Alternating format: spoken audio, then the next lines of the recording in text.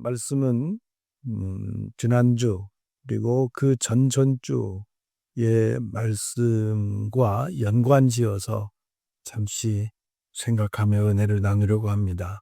지난주에는 사도 바울이 나와 같이 되기를 원하노라 라는 고백을 중심으로 은혜를 나눴고, 그 전전주에는 또 나는 날마다 죽노라 라고 하는 고린도전서 15장 31절 말씀으로 은혜를 나누었습니다. 자, 오늘 말씀을 함께 생각하며 은혜를 나누기 전에 우리는 이런 생각을 한번 해봐야 되겠습니다. 사도 바울이 나는 날마다 죽는다 라고 고백을 했는데, 왜 이 고백을 했는지를 우리는 알아야 합니다. 나는 날마다 죽는다 그랬어요. 그러면 여기에 우리는 왜라는 질문을 던져봐야 됩니다. 왜 사도 바울은 날마다 죽는다고 했을까요? 왜 날마다 죽는다고 고백했을까요? 쉽게 생각해 보십시오. 나는 날마다 죽노라. 한 번 죽어서 딱 죽으면 한 번만 죽으면 되잖아요. 그런데 나는 날마다 죽는다고 그랬습니다. 그 이유는 죽여도 살아나는 나의 자아가 있기 때문에 날마다 죽는다고 고백한 거예요. 오늘 우리가 함께 읽은 로마서 7장 15절에서 25절의 말씀은 사도 바울의 가장 인간적인 모습을 볼 수 있는 대목입니다. 사도 바울은 성령의 감동으로 신약 성경 13권이나 기록한 사람, 그리고 우리 기독교의 교리를 체계적으로 논리적으로 완성한 사람이기도 해요. 그런 위대한 사도 바울, 그 사람에게, 그런 사람에게, 그런 성자에게 오늘 사도 바울이 고백하는 이런 고통하는 모습이 있었다는 것에 대해서 우리는 놀라지 않을 수가 없습니다. 위대한 사도에게 이런 고통스러운 내면이 있었나 하는 그런 생각을 하게 됩니다. 오늘 이 본문 말씀은 우리 믿는 성도들에게 있는 그 내면의 갈등을 아주 적나라하게, 아주 자세하게 묘사한 글이 바로 오늘 본문입니다. 하나님이 왜 우리에게 율법을 주셨을까요? 모세를 통해서 십계명을 주셨고, 그 십계명을 잘 지킬 수 있는 하라는 명령과 하지 말라는 명령을 주셨고, 모세를 통해서 신명기 이런 말씀들을 통해서 우리에게 주셨는데, 그 율법을 지키는 삶이 보통 힘든 게 아니에요. 여러분, 십계명을 우선 놓고 봐도 십계명의 말씀을 제대로 지키면서 살 수 있는 사람이 누가 있을까요? 그러면 하나님은 우리를 다 죄인으로 만드시려고 십계명을 주셨을까요? 그렇지 않습니다. 하나님은 하나님의 은혜가 없이는 우리가 의롭게 될 수 없음을 깨닫게 하시려고 십계명을 주신 거예요. 쉽게 말하면 십계명은 우리 앞에 놓여 있는 거울과 같아요. 십계명의 말씀에 나를 비추어 보면 내가 얼마나 많은 죄를 짓고 있는 사람인지 바로 깨닫게 되는 거예요. 십계명을 통해서 우리는 내가 죄인임을 깨닫게 되는 것이고, 이 죄의 문제를 어떻게 해결할까 하는 답을 예수 그리스도를 통해서 주시는 것이죠. 그래서 오늘 말씀을 통해서 보면 우리 성도들에게는 죄라고 하는 것, 이 죄를 멀리하려고 하는 선한 나, 다시 말하면 내가 성령을 충만히 받고 예수님을 영접해서 구원받은 모습으로 주님 말씀을 쫓아 살려고 하는 나, 그런 나 새 사람과 주님을 영접하기 전에 육신에 속한 나, 이 두 개의 나가 서로 대립하면서 싸우는 그런 모습을 사도 바울은 표현하고 있습니다. 그러면 오늘 본문이 우리에게 주는 교훈이 뭘까요? 사도 바울조차도, 사도 바울 같은 위대한 사도도 이런 고통을 느끼는데 나는 어떻게 신앙생활을 하고 있는지 오늘 이 본문의 나의 모습을 한번 비추어 보면 좋겠습니다. 14절 말씀을 한번 보십시오. 우리가 율법은 신령한 줄 알거니와 나는 육신에 속하여 죄 아래 팔렸다 그랬습니다. 이 말씀을 보면서 우리는 제일 먼저 생각할 것은 나 자신을 신뢰하지 말아야 돼. 나를 신뢰할 수가 없습니다. 도대체 내가 나를 믿을 수가 없어요. 언제 어떻게 하나님께 실망을 끼쳐드리고 또 내가 원하는 선한 삶을 살지 못하고 언제 순식간에 죄를 지을지 나도 모르기 때문입니다.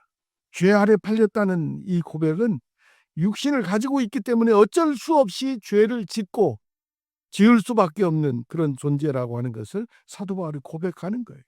다시 말하면 사람은 내 힘으로는 내 스스로는 죄를 이길 수 없는 존재다 하는 것을 먼저 우리가 인정해야 돼요. 가끔 보면 어떤 분들이 참 완벽한 것처럼 행동할 때가 있죠. 자신에게 그리고 다른 사람들에게도 이건 하지 말고 이렇게 하십시오라고 말하는 분들이 계셔요. 어떻게 보면 그렇게 말하는 사람은 완벽한 삶을 살고 있는 것 같지만 겉으로 보면 신앙이 있는 것 같지만 속으로는 어떻게 보면 역설적으로 가장 신앙이 없는 모습이기도 해요. 왜 그럴까요? 우리 사람으로서는 완벽하게 살 수 있는 사람이 없거든요. 내 죄가 제일 큰데 다른 사람에게 죄 짓지 말라고 말할 수 없는 거예요. 이렇게 말하는 사람이 누군가요? 전형적인 그런 사람은 바로 바리새. 바리새인들은 율법의 모든 것들을 나는 완벽하게 지키며 사는 사람이라고 말하는 사람들. 그런 사람들의 내면을 파헤쳐 보면 절대 평안이 없습니다.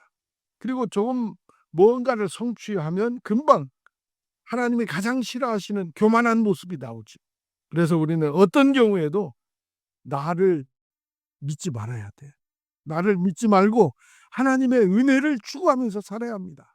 하나님, 저는 하나님의 은혜가 아니면 죄를 지을 수밖에 없습니다. 여전히 저는 죄 가운데 머물러 있습니다. 아무리 죄를 짓지 않으려고 해도 나도 모르게 죄를 짓고 마는 연약한 존재입니다. 하나님 우리에게 은혜를 주셔서 죄를 극복하고 이겨내며 살 수 있도록 도와주옵소서. 그렇게 기도해야 하는 존재들이죠. 사도 바울이 얼마나 많은 갈등을 하고 있는지 오늘 본문에서 우리는 그대로 본문 그대로 이해할 수 있습니다. 15절 말씀을 보세요. 내가 행하는 것을 내가 알지 못하노니 곧 내가 원하는 것은 행하지 아니하고 오히려 미워하는 것을 행함이라. 여기서 내가 행하는 것을 내가 알지 못한다고 하는 이 말은 내가 행동하는 것을 나도 이해할 수 없다. 내가 살아가는 모습을 나도 이해할 수 없어. 나도 나조차도 받아들일 수 없어. 내가 원하는 행동을 하는 것이 아니라 내가 가증하게 여기는 것을 여전히 내가 지금도 하고 있다. 그런 고백이. 여러분 가끔 그런 생각 안 드세요? 우리는 부모님의 한없는 은혜와 사랑을 입고 자랐습니다. 그런데 어떤 때는 또 가끔 부모님에게 상처도 많이 받죠. 사람이 다 완벽할 수 없기 때문에. 그래서 그런 생각을 할 때가 있어요. 나는 절대 우리 아버지처럼 살지 말아야지. 나는 절대 우리 어머니 그런 부족한 모습이 내 삶에 나타나지 않도록 해야지. 그런데 어떻게 해요? 어쩔 수 없어요. 왜? 부모님의 그 유전자를 우리가 다 받고 태어났기 때문에 나도 모르게 내가 그렇게 상처받고 싫어했던 모습이 나에게도 나오거든요. 뭐 그런 원리로 생각하면 될 것 같아요. 내가 예수님을 영접해서 구원받고 새 사람이 되었지만 여전히 내 안에 나의 옛사람이 있어서 내가 죄를 짓게 되는 거. 16절 말씀 보세요. 만일 내가 원하지 아니하는 그것을 하면 내가 이로써 율법이 선한 것을 시인하노니. 내가 원치 않는 행동을 할 때마다 율법대로 사는 것은 말하자면 내 힘으로는 도달할 수 없는 목표다. 이건 불가능하다 하는 것을 깨닫게 되고 결국은 율법을 완벽하게 지키면서 사는 것은 내 힘으로는 불가능하다 하는 것을 깨닫는 것이죠. 17절 말씀을 또 보십시오. 이제는 그것을 행하는 자가 내가 아니요 내 속에 거하는 죄인이라. 칼바르트 신학자는 이런 말을 했습니다. 우리가 죄를 지어서 죄인이 아니고 죄인이기 때문에 죄를 짓는 것이다. 이 말씀의 의미를 아시겠죠? 죄를 짓기 전까지는 나는 하나님의 자녀고 의인인데 죄를 지어서 죄인이 되는 게 아니라 우리는 아담의 후손으로 원죄를 가지고 태어난 사람. 이 태생적 한계가 있기 때문에 어쩔 수 없이 죄를 짓고 사는 존재다. 이것이 인간의 연약한 모습이다. 바로 그 말입니다. 여러분 18절 이하 23절 말씀도 결국 똑같은 말씀을 반복하는 말입니다. 왜 우리 성도들에게 이런 죄의 갈등이 있을까요? 그런데 여러분 이렇게 부족한 모습, 사도 바울이 고백하는 이 모습, 이거 부끄럽게 생각하지 마셔야 돼요. 부끄럽게 생각하지 마십시오. 이 내 안에서 옛사람과 새사람이 갈등을 일으키며 싸우는 이 모습은요, 내가 성화되어 가고 있다는 증거입니다. 주님을 영접하지 않은 사람들은 그렇게 살지 않아요. 죄를 지으면서도 남들 다 아는 건데 뭐 세상 사는 원리가 이런 거잖아. 그렇게 생각하기가 쉽죠. 우리가 예수님을 영접하고 구원을 받으면 그때부터 내 안에 성령께서 역사하시죠. 그래서 정의와 불의가 무엇인지를 깨닫게 해주시고 하나님의 말씀이 내 안에서 작동을 해가지고 말씀대로 살려고 노력하게 되고 그렇게 우리 속사람이 활동하기 때문에 이 옛사람과의 처절한 영적인 싸움이 계속되는 거죠. 이 갈등은 육에 속한 겉사람 그리고 영에 속한 속사람의 갈등이에요. 이것은 예수님을 영접하지 않은 사람에게는 이런 갈등이 없어요. 편하게 살아요. 그냥. 그래서 그 갈등은 우리가 육신을 가지고 있는 이상은 어쩔 수 없이 겪어야 하는 갈등입니다. 가끔 우리가 믿는 사람으로서 하지 말아야 할 행동인 줄 알면서 그런 행동을 하고 그냥 탄식을 할 때가 얼마나 많습니까? 오늘도 내가 또 옛날에 똑같은 모습이 나한테서 또 나왔구나. 사랑하면서 살라고 주님 말씀하셨고 내 이웃을 내 몸처럼 사랑하라고 하는 이 말씀을 이 계명을 지키며 살려고 했지만 남이 잘 주는 모습 보면 여전히 배가 아팠고 시기하고 질투하고 분노하고 미워하고 싸우고 남의 것 탐이 나기도 하고 그리고 여전히 내 입술로는 다른 사람들을 비판하고 심지어는 욕설까지도 하고 그런 내 모습 우리는 익숙한 모습입니다. 그리고 괴로워하죠. 비판하는 말 성경에 남을 판단하지 말라고 네 눈에 들보는 보지 못하는구나 말씀하셨는데 여전히 내 입에서는 비판하는 말이 계속 나오고 험담을 하고 이런 일에 익숙하고 또 그냥 중독이라고까지 할 수 있는 내 모습을 우리는 볼 수 있습니다. 아무리 성자처럼 우리가 산다고 해도 그런 갈등이 없는 사람은 아무도 없어요. 사도 바울도 이런 고통을 겪으면서 괴로워하는데 우리들이 여기에 자유로운 사람은 아무도 없습니다. 이런 갈등은 성도라면 말씀대로 살려고 애쓰는 사람들에게는 누구나 겪는 갈등이다 하는 것을 여러분 생각하십시오. 본문을 보면 사도 바울이 얼마나 괴로워하고 있는지를 쉽게 알 수 있잖아요. 왜 그런 갈등이 있어요? 오늘 충분히 우리는 이걸 알아야 합니다. 죄의 법을 즐거워하는 육신의 나 그리고 하나님의 법을 즐거워하는 영적인 나 이 두 개의 자아가 서로 내 안에서 싸우고 있기 때문입니다. 그래서 그런 의미에서 본다면 오히려 내 안에 이런 갈등이 있다고 하는 것은 내가 성도가 됐다는 표시라고 우리는 그렇게 생각해야 할 것입니다. 예수님을 영접하지 않고 구원받지 못한 사람은요 육신의 소욕으로 그냥 죄에 묻혀서 살아도 하나님은 누구에게나 양심이라고 하는 걸 주셨기 때문에 약간의 양심의 가책은 느낄 수 있겠지만 이게 세상 사는 원리라고 생각합니다. 우리 성도들처럼 그렇게 괴로워하지 않아요. 그런데 우리들에게는 이 하나님의 법이 성령의 소욕이 선한 나의 새 사람이 작동을 하기 때문에 그것이 나를 괴롭게 하는 겁니다. 성도 여러분, 그러므로 오늘 이 사도 바울의 이 고통을 보면서 이런 갈등에 대해서 너무 가슴 아파하지 마십시오. 변화되지 않는 여전히 옛사람에 속해 있는 내 모습에 대해서 너무 실망하지 마세요. 여전히 내가 죄에 파묻혀 살고 있는 것 같지만 내 안에서 성령께서 작동하고 계시고 성령께서 나를 이끌어 주시고 깨닫게 하시고 인도해 주시기 때문에 나도 모르게 나는 조금씩 변화되어져 가고 있다. 나는 지금 성화되어져 가고 있습니다. 그래서 살면서 저녁 때 되면 후회가 밀려오는 거. 내가 오늘도 하나님 말씀대로 살지 못했네 하는 그런 하나님을 향한 죄스러움이 생각이 드는 거지. 그것이 희망이에요. 우리는 그렇게 살아야 하는 겁니다.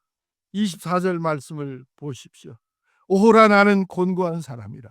이 사망의 몸에서 누가 나를 건져내랴. 사도 바울은 회심을 하고 복음을 위해서 일직선으로 달려간 사람이었지만 자신에게는 이 죄의 문제로 인한 갈등이 있어서 이런 독백을 하는 거예요. 누가 나를 이 사망의 몸에서 건져내랴. 그리고 대답을 합니다. 이 질문에 대한 대답을 25절에서 하고 있어요. 우리 주 예수 그리스도로 말미암아 하나님께 감사하리로다. 이 고통을 느낀다면서 감사하고 있어요. 그런즉 내 자신의 마음으로는 하나님의 법을, 육신으로는 죄의 법을 섬기노라. 언뜻 보면 24절의 고통에 대한 대답이 아닌 것 같아요. 전혀 엉뚱한 말이 나오고 있어요. 25절에.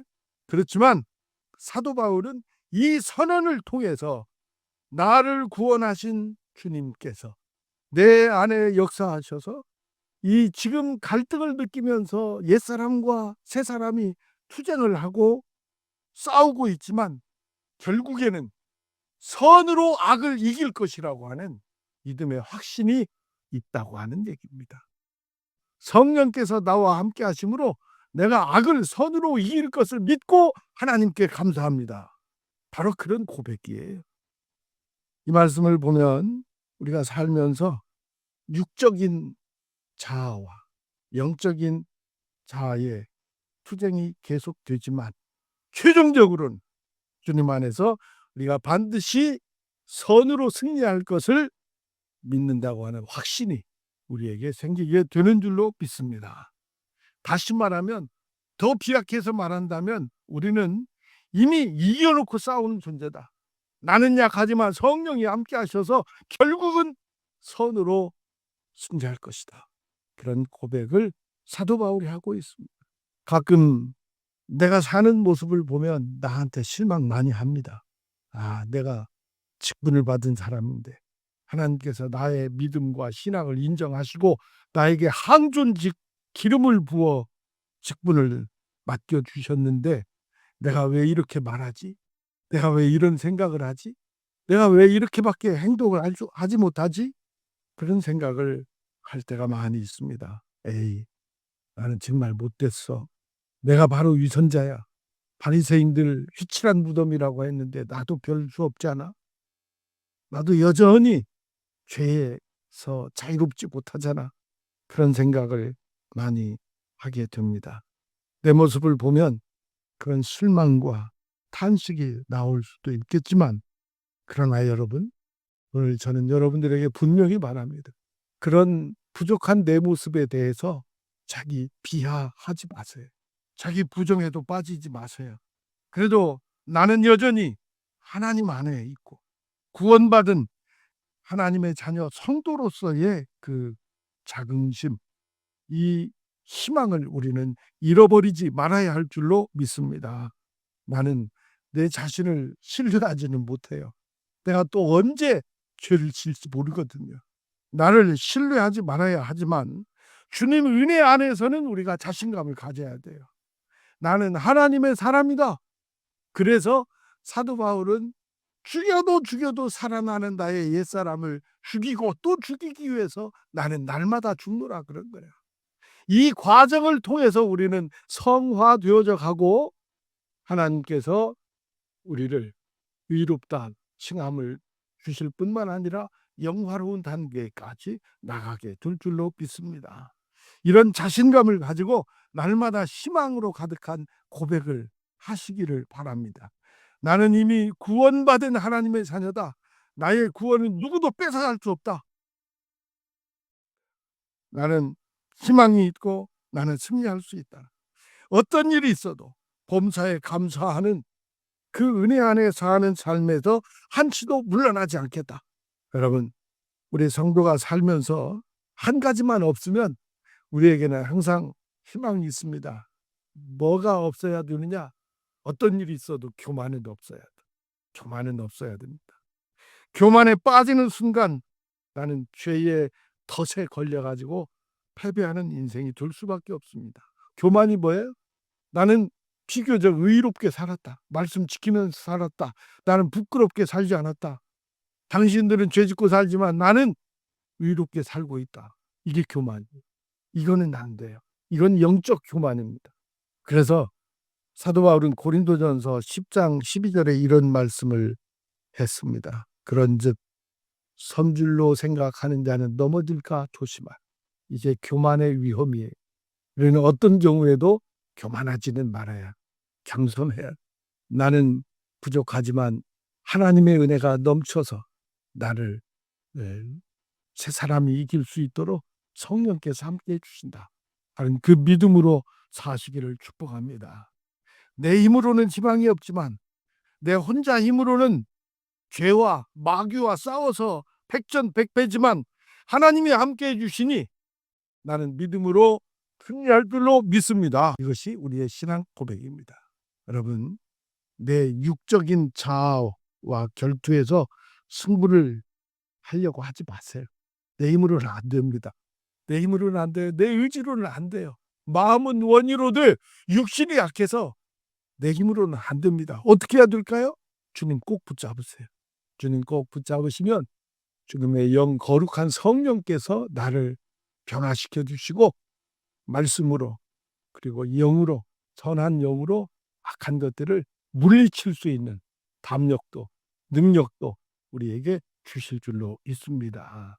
주님 붙잡고 사는 사람에게는 반드시 죄의 노예가 되지 않고 죄를 극복할 수 있는 그런 길을 열어주실 줄로 믿습니다.